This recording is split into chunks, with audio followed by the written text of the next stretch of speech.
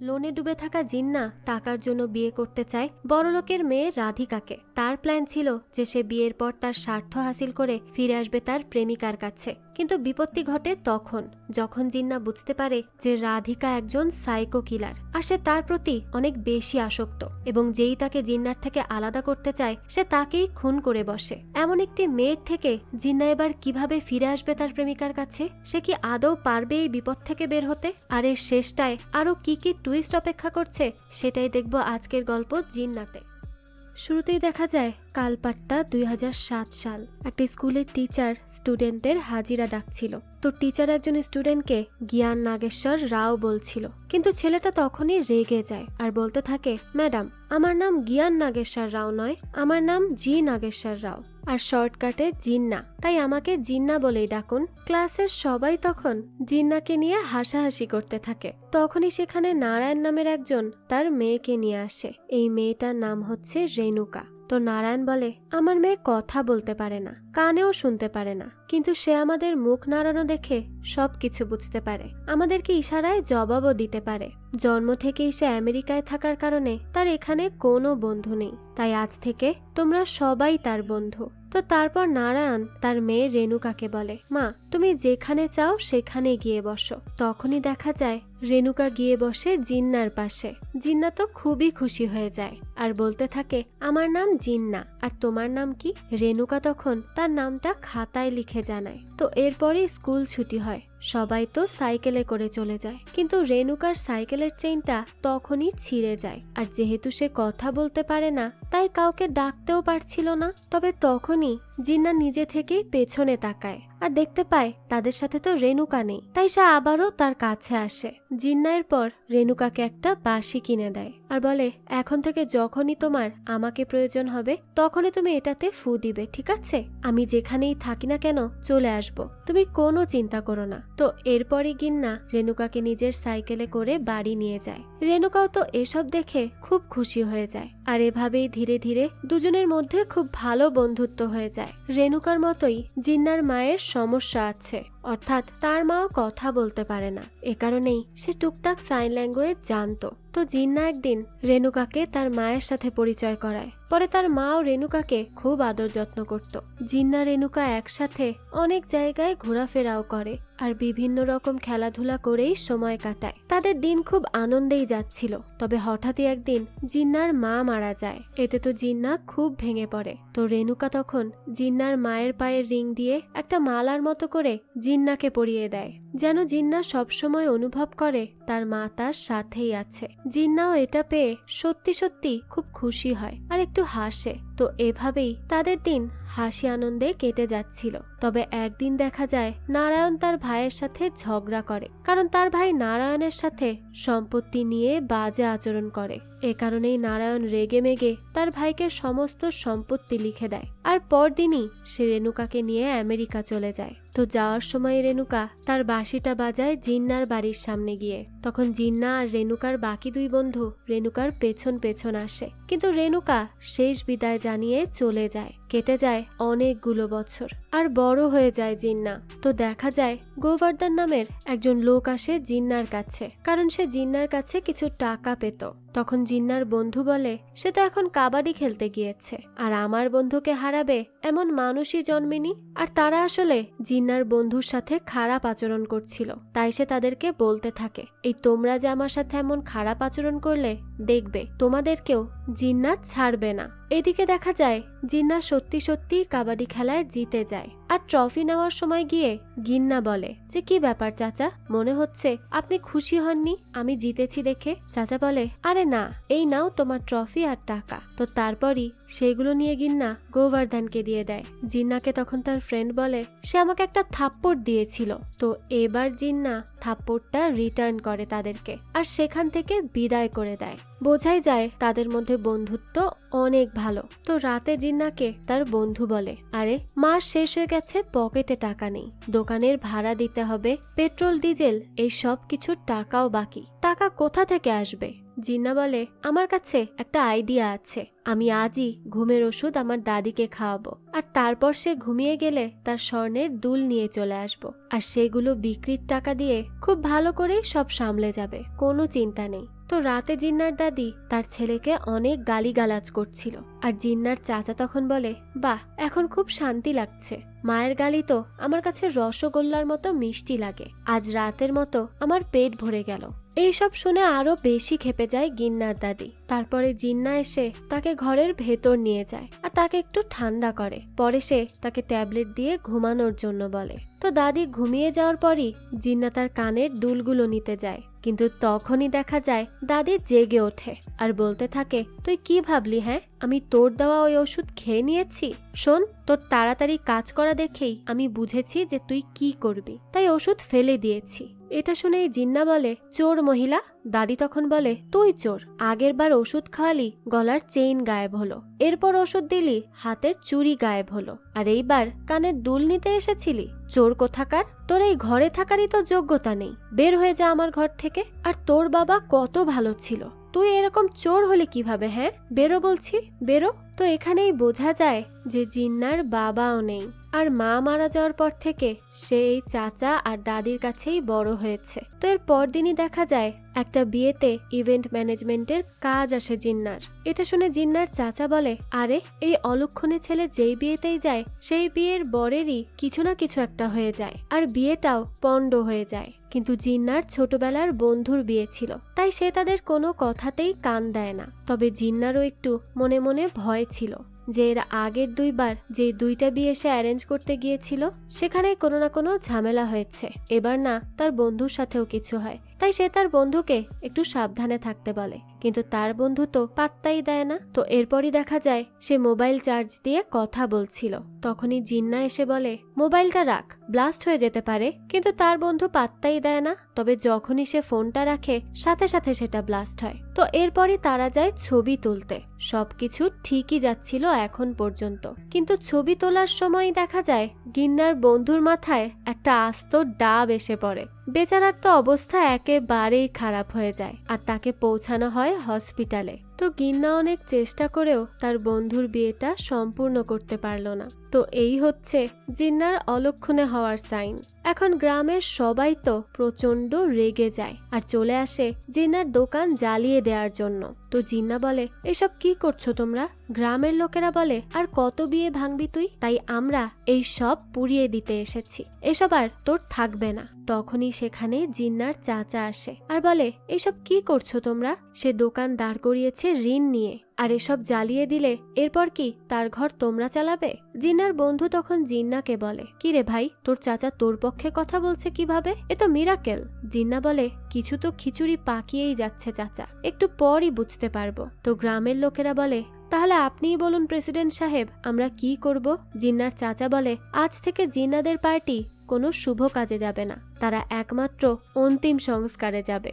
গ্রামের লোকেরাও এতে রাজি হয়ে চলে যায়। জিন্না তো এসব শুনে বলে, এটা কেন করলে তুমি চাচা? তার চাচা বলে, দেখ জিন্না, আমি কিন্তু চাইলে তোকে আবারও আগের জায়গায় ফেরত দিতে পারবো, যদি তুই আমার কথা শুনে নিস। জিন্না বলে, কি সেটা? তার চাচা বলে, শুনেছি তুই সামনের প্রেসিডেন্ট পোস্টে দাঁড়াতে চাস, তুই তোর এই ইচ্ছা বদলে নে, তাহলে আমি তোর দোকান আবারও ঠিক করে দিব। জিন্না এসব শুনে বলে, আগের বার ভেবেছিলাম তুমি গ্রামের লোকেদের ভালো করবে, তাই তোমাকে প্রেসিডেন্ট করেছি, কিন্তু তারপর তুমি তো সবার টাকা গিলে খেয়ে নিয়েছো, তাই এবার আমি দাঁড়াবো।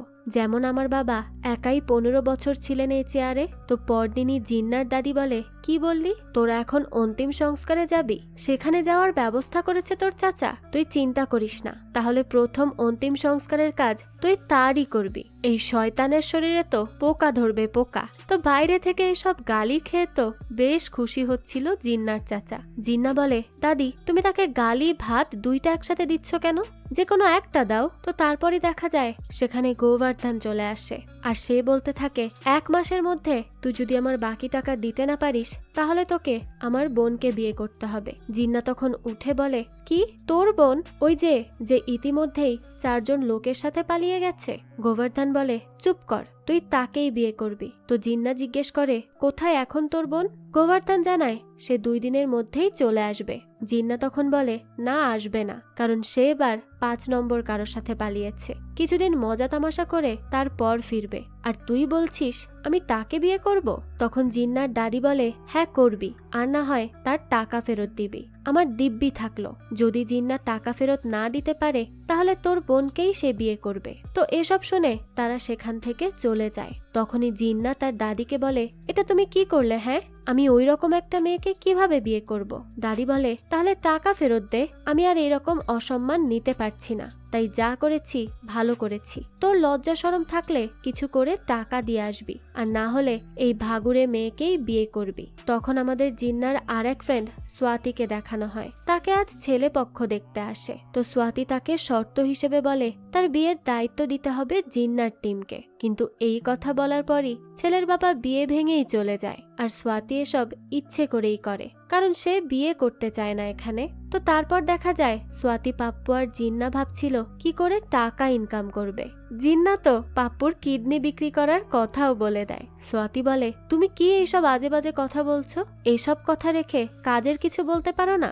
জিন্না তখন বলে, আমার ধার দেনা আর এই গরিবী অবস্থা দূর করতে হলে স্বয়ং লক্ষ্মী দেবীকে নেমে আসতে হবে। তো দেখা যায় তখনই গ্রামে একজন সুন্দরী মেয়ে আসে, আর সেই ছিল রেণুকা। সে এখন অনেক বেশি সুন্দর হয়ে গেছে। তো তারপরে জিন্নার চাচা গ্রামের প্রেসিডেন্ট তুলসী দাস বলে, আপনি কে?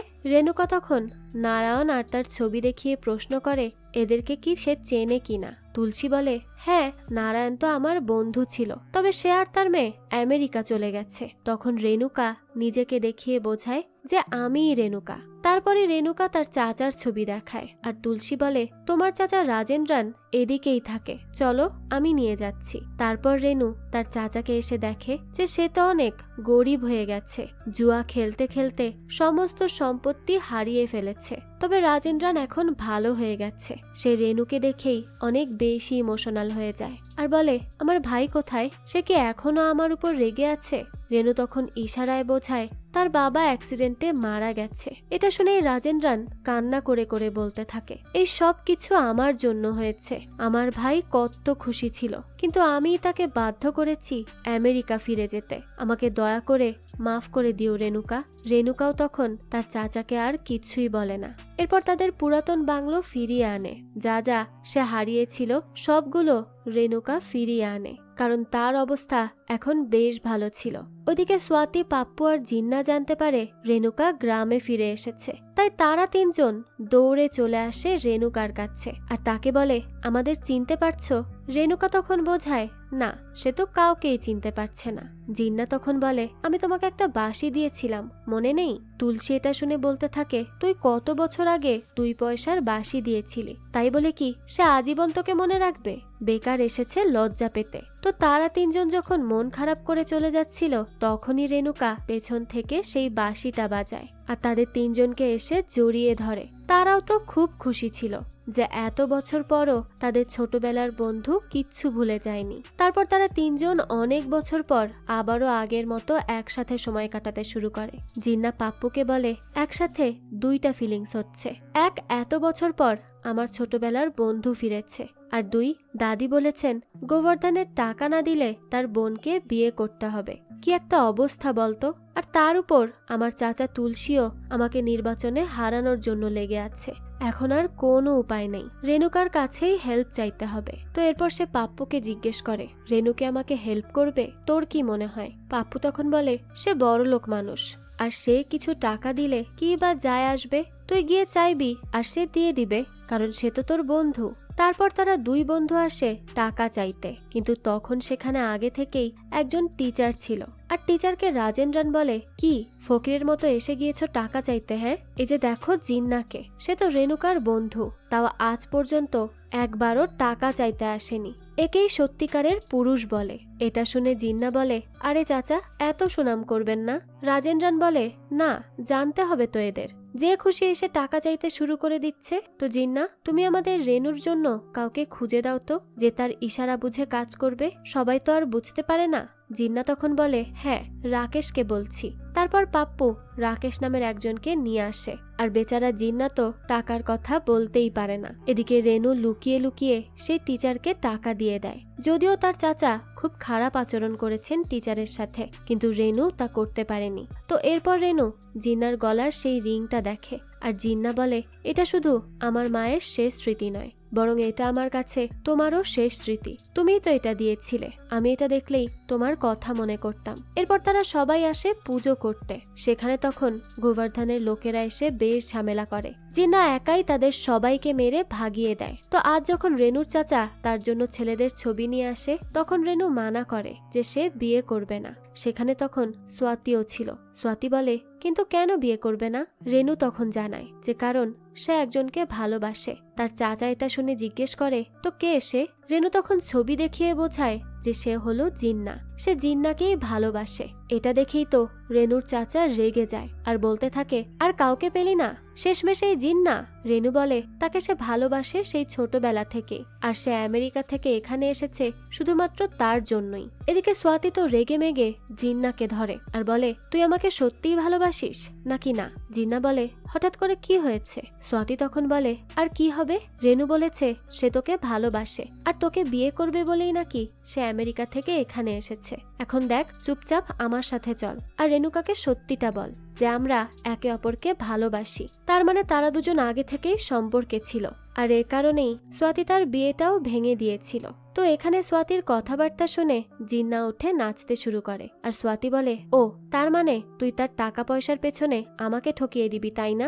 জিন্না বলে, আরে বোকা, আগে আমার কথা শোন। আমি বলেছিলাম না আমার সমস্যার সমাধান একমাত্র লক্ষ্মী নিজে এসে করতে পারবে, আর সেই লক্ষ্মী এসেছে রেনুকার রূপে।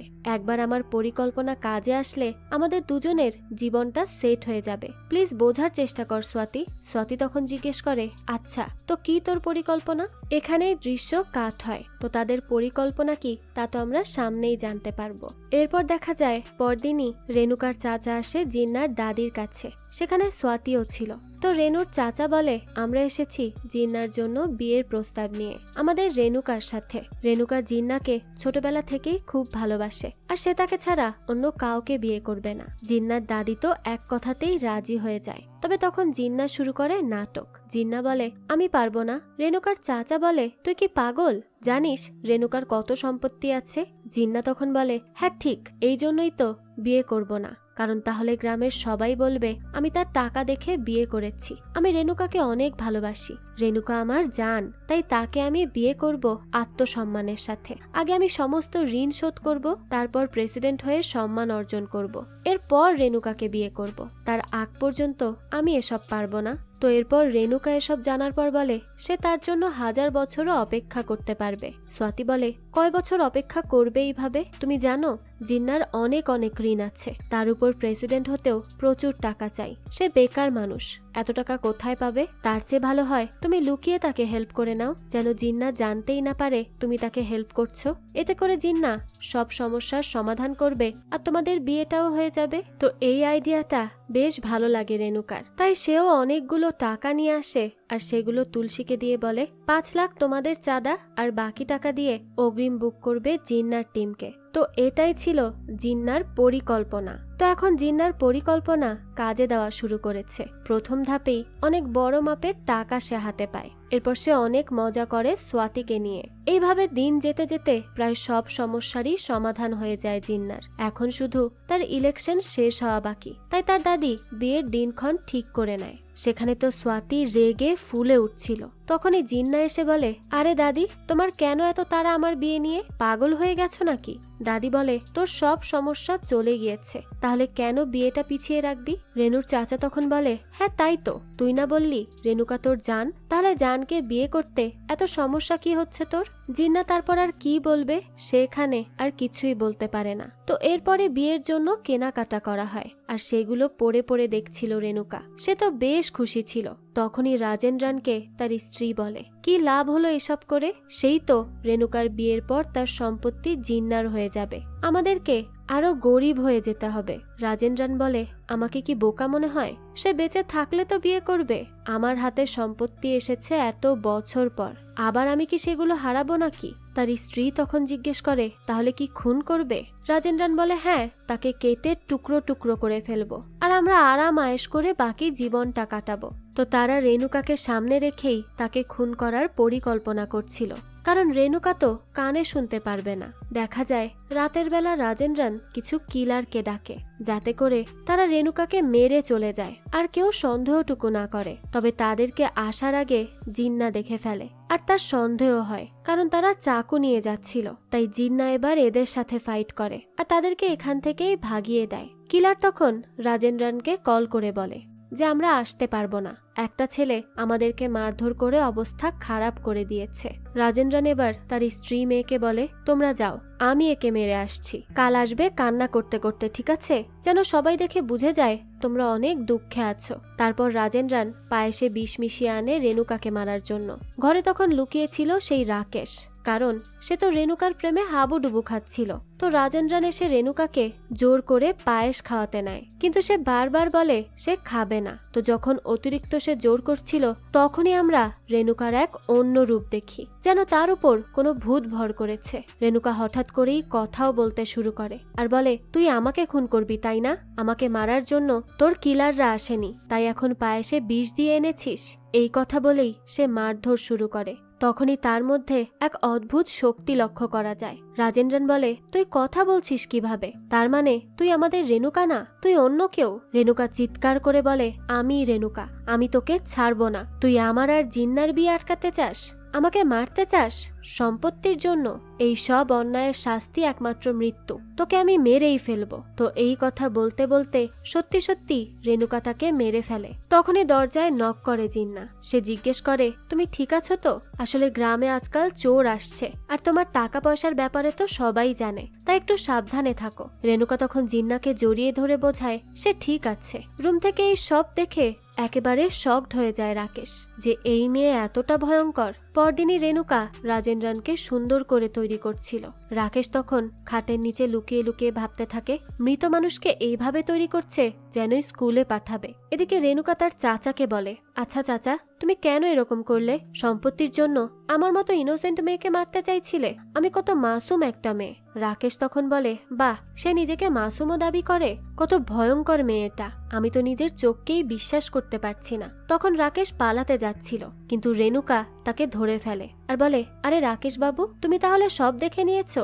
রাকেশ বলে, না না ম্যাডাম, আমি কিছুই দেখিনি, প্লিজ আমাকে যেতে দিন, আমি কাউকে কিচ্ছু বলবো না। রেণুকা বলে, আমার আসল রূপ যে দেখে তাকে আমি ছাড়ি না, তোমাকে কি করব? আমার সাথে রাখবো নাকি মেরে দিব? রাকেশ বলে, আমি এই অল্প বয়সে মরতে চাই না ম্যাডাম, আমাকে আপনার সাথেই রাখুন, ক্রাইম পার্টনার করেই রেখে দিন না। তারপর রেণুকা বলে, তাহলে ফ্রিজ আছে না, সেখানেই বডি রেখে আসো। রাকেশ বলে, এটা তো আইসক্রিম না, ফ্রিজে কেন রাখবো? রেণুকা তখন বলে, তুমি কি তাকে ফ্রিজে রাখবে না নিজে ফ্রিজে যাবে, কোনটা? রাকেশ বলে, না না ম্যাডাম, আমি তাকেই রাখবো। এরপরই রাকেশ রাজেন্দ্রনকে ধরে নিয়ে ফ্রিজে ভরে রাখে। এরপর রেণুকা একটা ভিডিও দেখায় তাকে আর বলে, রাকেশ বাবু, তুমি আমার চাচাকে কেন খুন করলে? রাকেশ তো অবাক হয়ে যায় আর বলতে থাকে, কি বলছেন ম্যাডাম? তখনই রেণুকার করা ওই ভিডিও দেখতে পায় রাকেশ, যেখানে সে তার চাচাকে টেনে নিচ্ছে, যেন সেই এই খুনটা করেছে। রেণুকা বলে, এটা দেখে কি মনে হচ্ছে? রাকেশ বলে, দেখে তো মনে হচ্ছে আমি আপনার চাচাকে বাথটাবে ডুবিয়ে বেরহমের মতো মেরেছি। রেণুকা বলে, হ্যাঁ, তো যদি তুমি পালাতে চাও তাহলে আমি এই ভিডিও সবাইকে দেখিয়ে দিব। রাকেশ বলে, না না ম্যাডাম, কখনোই না, আমি কোথাও যাব না আপনি ছাড়া। তো কেউ যদি জিজ্ঞেস করে সে কোথায় আছে, কি বলবো? রেণুকা বলে, বলবে মুম্বাইয়ে আছে, আর আমার আর জিন্নার বিয়ের পর সব সমস্যার সমাধান করে নিব। পরদিনই রেণুকার চাচি আর তার চাচাতো বোন এসেছিল খুশি মনে, ভেবেছিল রেণুকা মারা গেছে। তবে দেখে রেণুকা তো পায়ের উপর পা তুলে বসে আছে। তখন তাকে তার চাচি বলে, তোমার চাচা কোথায়? রাকেশ বলে, ম্যাডাম তাকে কিছু টাকা আনতে মুম্বাই পাঠিয়েছে। এই কথায় তো রেণুর চাচি মারাত্মক খুশি, টাকা হলেই তো তাদের হচ্ছে। এরপর রেণুকা আসে জিন্নার নমিনেশনে। তবে তুলসী সবার সামনে জিন্নাকে বলে, তুই তো ওই রেনুকার টাকার জোরেই সব করছিস। এটাকে সত্যিকারের ইলেকশন বলে নাকি? তুই রেনুকার টাকা ছাড়া কিছুই না। জিন্না তখন এমন ভাব নেয় যেন সে কিছুই জানে না, আর বলে, কি সত্যি রেনুকা? আমি ভেবেছিলাম আমি নিজের আত্মসম্মানের সাথে সব করব। তুমি আমাকে বিশ্বাস করতে পারলে না? তুমি আমার উপর আস্থা রাখতে পারলে না যে আমি পারবো? আমাদের ভালোবাসার শক্তি ছিল বিশ্বাস। এখন সেটা না থাকলে আমাদের ভালোবাসাও তো থাকবে না। তখন স্বাতি এসে বলে, এই ওভার করছিস, এখন এত নাটক করলে ফেসে যাবি তো। জিন্না বলে, বেশি করে ফেলছি নাকি? তখনই রেনুকা তার ইশারায় বোঝায়, আমারই সব দোষ জিন্না, আমি তার জন্য সরি। তবে আমি কথা দিচ্ছি আমি আর তোমাকে 1 টাকা দিয়েও হেল্প করব না। তুমি তোমার যোগ্যতা আর সততা দিয়েই ইলেকশন জিতবে। আমি জানি তুমি পারবে। তো স্বাতি এবার আলাদা করে জিন্নাকে এনে বলে, তোর কি দরকার ছিল এসব বলার? তুই জানিস না তোকে রেনুকার টাকা দেওয়ার কথা ছিল? এখন রেনুকার টাকা ছাড়া তুই কিভাবে ইলেকশন জিতবি? জিন্না বলে, আমি আসলে বুঝতে পারিনি সে এরকম কিছু বলে দিবে। তবে আমি জানি রেনুকার একটা সিন্দুক আছে, সেখানে অনেক অনেক টাকা থাকে। সেখান থেকে আমি আমার ইলেকশনের টাকা নিয়ে নিব। স্বাতি তখন বলে, চুরি করবি নাকি? জিন্না বলে, দেখ বোঝার চেষ্টা কর, এবার যদি না জিতি তাহলে মুখ দেখাতে পারবো না। আমি টাকা আনবো আর সেগুলো দিয়ে ভোটার কিনবো, পরে আবার তাদের থেকেই টাকা তুলে ফেরত দিয়ে দিব।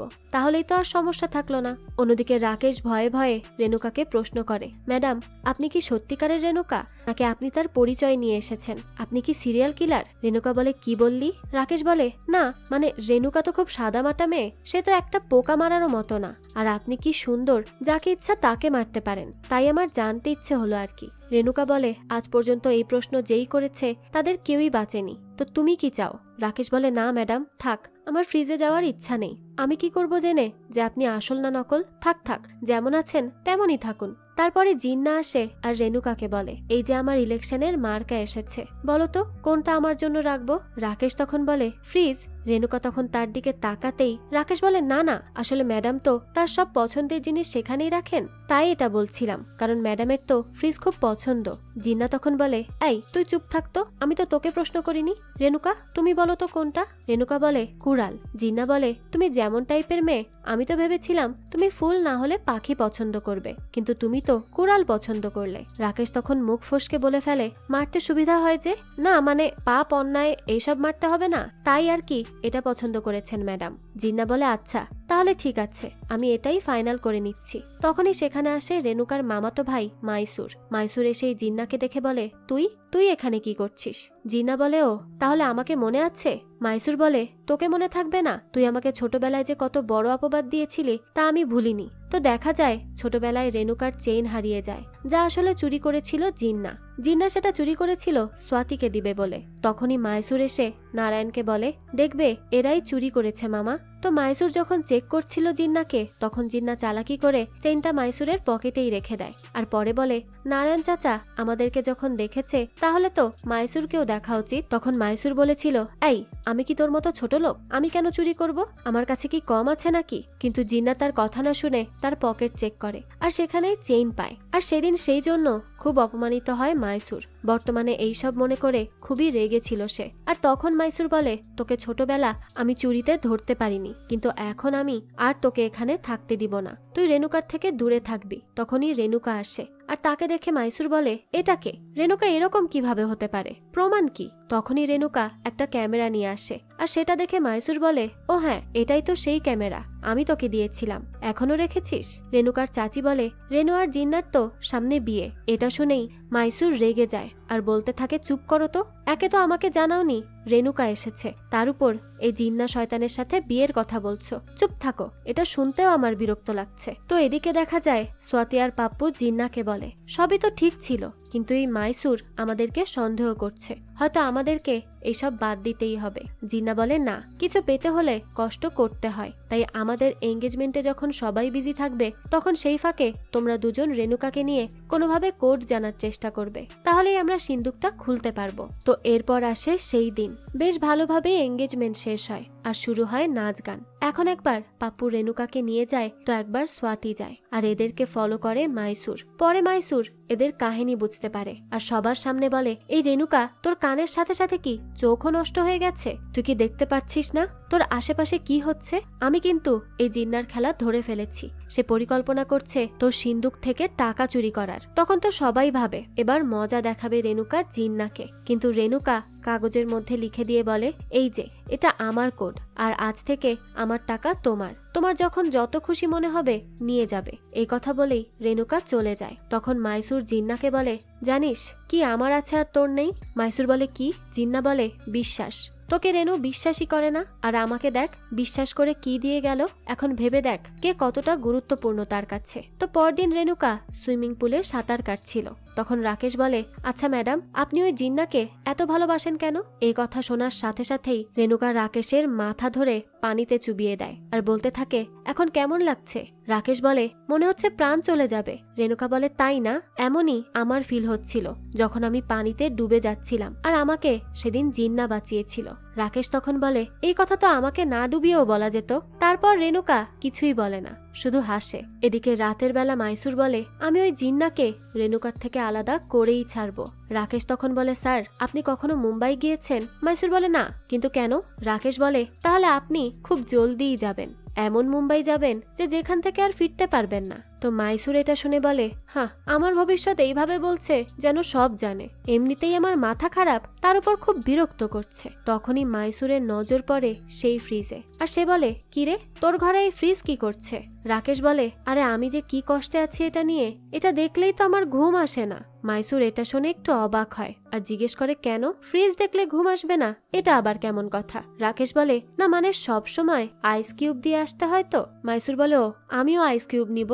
রাকেশ তখন ফ্রিজ আগলে বলে, না না, আমি এটা খুলতে দিব না। মাইসুর তখন এক থাপ্পড় দিয়ে বলে, কেন দিবি না? তুই কে? হ্যাঁ, এটা তোর নাকি? রাকেশ বলে, দেখুন আমাকে যত খুশি মারুন, কিন্তু আমি সরবই না। আসলে এখানে একটা ডেড বডি আছে। মাইসুর এটা শুনে বলে, কি কি বলছিস তুই? রাকেশ বলে, একটা ইঁদুরের বডি আর কি, তাই গন্ধ বের হচ্ছে। মাইসুর বলে, ছি ছি, তাহলে এতক্ষণ যে গন্ধ আসছে এটা তোর নয়, বরং ইঁদুরের। যা তাড়াতাড়ি এটা ক্লিন কর, নোংরা লোক একটা। তো এদিকে রাতের বেলা দেখা যায় জিন্না, সোয়াতি আর পাপ্পু বাড়িতে আসে চুরি করার জন্য। তাদেরকে ফলো করছিল মাইসুর আর রাকেশ।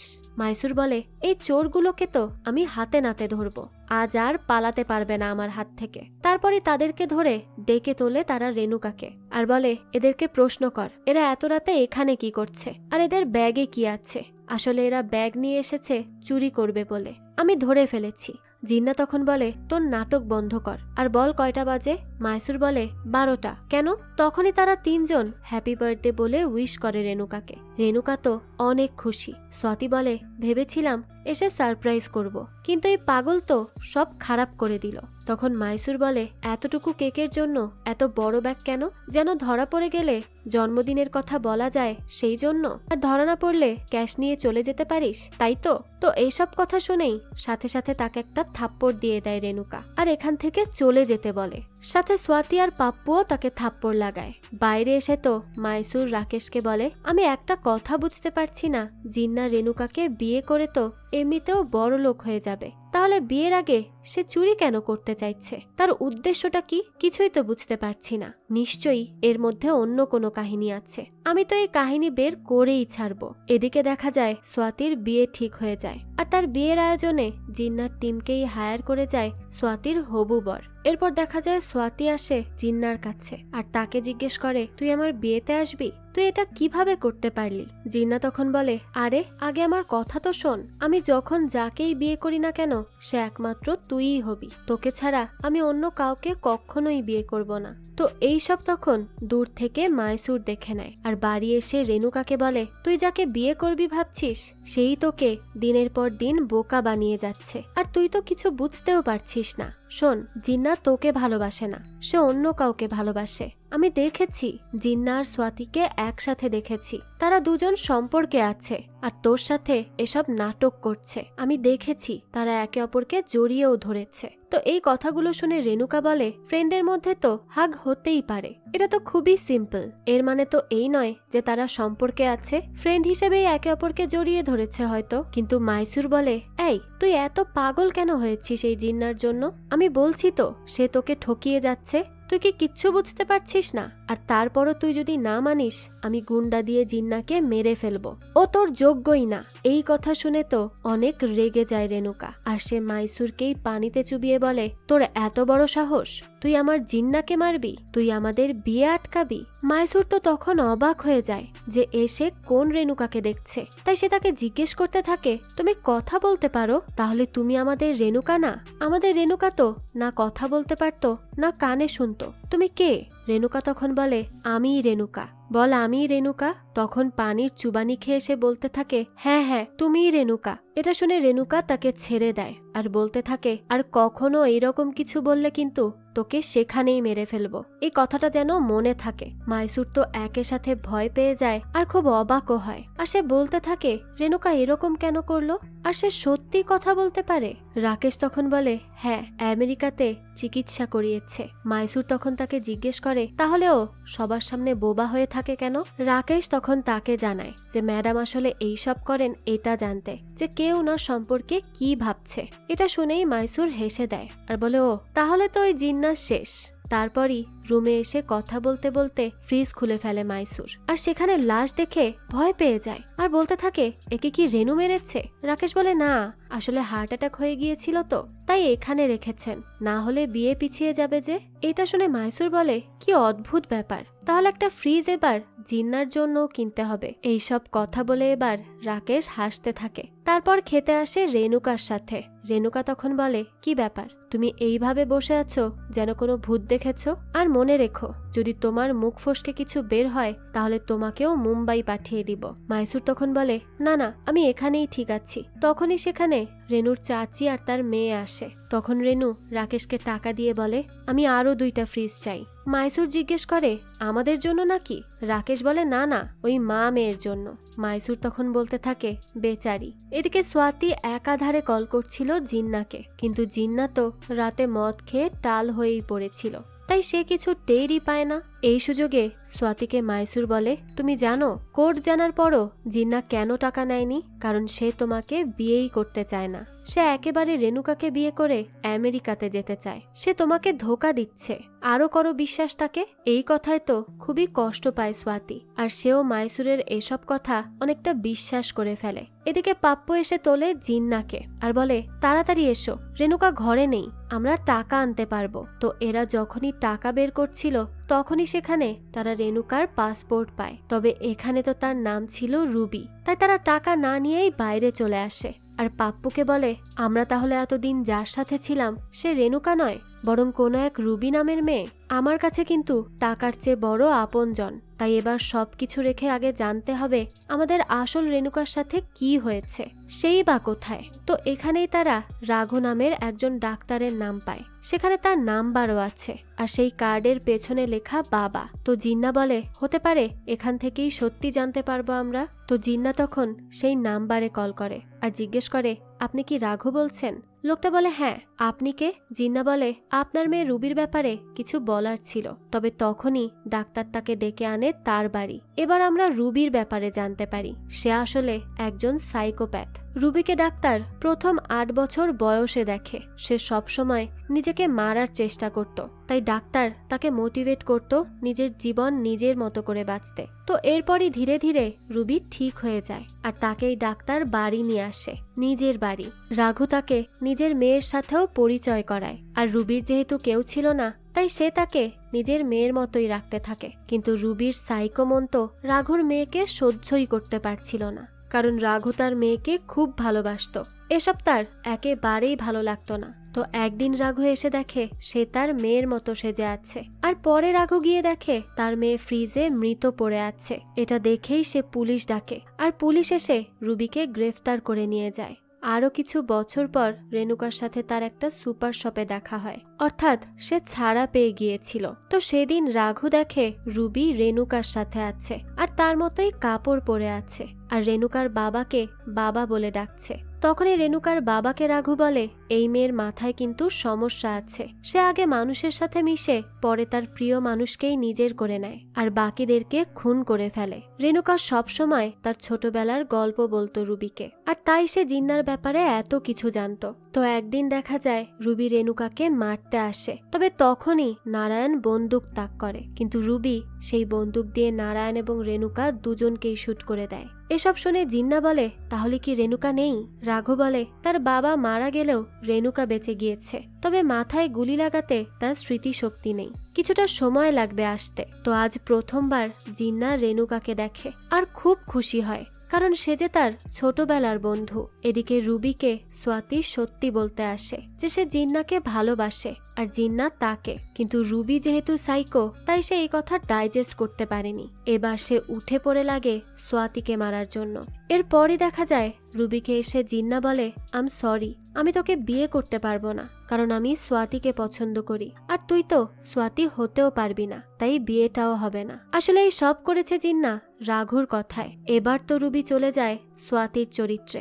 নিজেকে সে এখন স্বাতী দাবি করতে থাকে, কারণ সে যে কোনোভাবেই জিন্নাকে চায়। এদিকে মাইসুর আর রাকেশ দেখে রুবি তার চাচি আর চাচির মেয়েকে মেরে দিয়েছে। তো এরপর রুবি স্বাতীকে এসে যখন খুন করতে যায় তখনই সেখানে তাকে কোনোভাবে কন্ট্রোল করে নেয় জিন্না। এখানে অনেক ফাইট হয়, তবে এক পর্যায়ে রুবিকে পুলিশের হাতে তুলে দিতে তারা সক্ষম হয়। এরপর বাড়ি থেকে ওই লাশগুলোও উদ্ধার করা হয়। এরপরই আসল রেণুকা ফিরে আসে আর সবাই তো অনেক বেশি খুশি হয়ে যায়। রাঘু তখন বলে, তোমরা চিন্তা করো না, তার স্মৃতি ফিরে আসবে, একটু সময় দাও তাকে। তখনই আবার জিন্নাকে কল করে জানানো হয় রুবি পালিয়ে গেছে হসপিটাল থেকে। সে যেহেতু সাইকো তাই তাকে পুলিশের আন্ডারে মেন্টাল হসপিটালে রাখা হয়েছিল, আর সেখান থেকেই সে পালিয়েছে এবার। আর পালানোর আগে নাকি মাইসুর বলেছে। এই কথা শুনে তো মাইসুর ভয়ে কাচুমাচু হয়ে পড়ে। জিন্না তখন বলে, যাও মুম্বাই ফ্রিজে ঢুকে পড়ো। মাইসুর তখন বলে, চুপ কর, আমি এখানেই ঠিক আছি। তো এরই সাথে এই গল্পটাও এখানেই শেষ হয়, তবে দ্বিতীয় পার্ট আসবে বলা হয়েছে। হয়তো সেখানেই আসল রেণুকার সুন্দর লাভ স্টোরি দেখা যাবে, সেই সাথে রুবির আরো নতুন চরিত্রও দেখা যাবে। তো এর সেকেন্ড পার্ট যখনই আসবে আমি তা আপনাদের জন্য এক্সপ্লেইন করার চেষ্টা করব। যাই হোক, এই তো ছিল আজকের গল্প। তো এই ক্রাইম থ্রিলার গল্পটা আপনাদের কাছে কেমন লেগেছে সেটা অবশ্যই আমাদেরকে কমেন্ট করে জানাবেন। যদি এতটুকুও ভালো লেগে থাকে তাহলে একটি লাইক দিয়ে যাবেন। আর হ্যাঁ, আমাদের এই চ্যানেলে কিন্তু প্রতিনিয়তই নতুন নতুন ভিডিও আপলোড করা হয়। সেই সব ভিডিওর আপডেট পেতে আমাদের চ্যানেলটিকে সাবস্ক্রাইব করে বেল আইকনে অল দিয়ে রাখতে কিন্তু ভুলবেন না। আর এই সম্পূর্ণ মুভিটি আমাদের টেলিগ্রাম চ্যানেলে আপলোড দেওয়া আছে। মুভিটি দেখতে চাইলে কমেন্ট বক্সে দেওয়া লিঙ্ক থেকে জয়েন করে নিন আমাদের টেলিগ্রাম চ্যানেলে। আজকে তাহলে এই পর্যন্তই, আবারও হাজির হব নতুন কোনো ভিডিও নিয়ে। সেই পর্যন্ত সবাই ভালো থাকবেন আর আমাদের চ্যানেলের সাথেই থাকবেন। ধন্যবাদ।